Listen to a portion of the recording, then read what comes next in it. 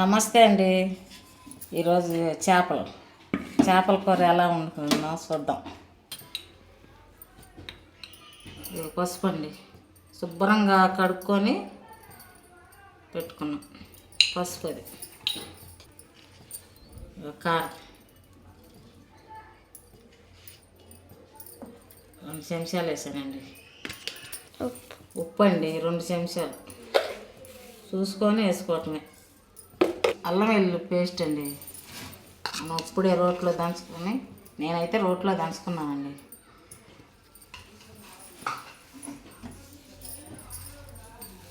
పెద్ద ఉల్లిపాయ అండి, ఉల్లిపాయ మనం నూరుకొని కచ్చా పచ్చాగా దంచుకొని వేసుకోవాలి.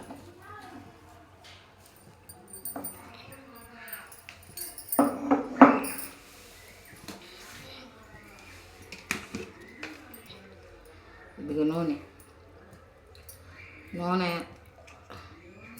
ఈ పావుతో వేసుకుంటాను అండి. 2 పావులు వేసాను.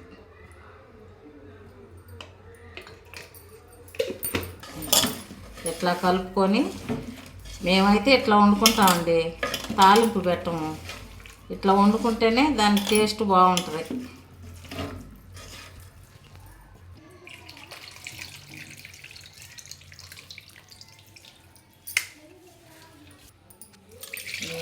చింతపులుసు,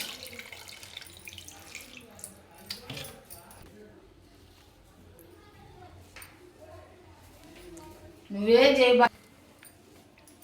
ఇదిగోండి, ఇట్లా కలిపి మనం పొయ్యి మీద పెట్టుకోవటమే.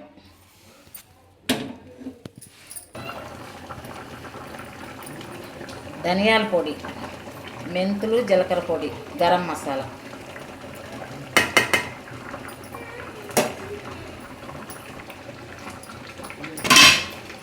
కొత్తిమీర అండి.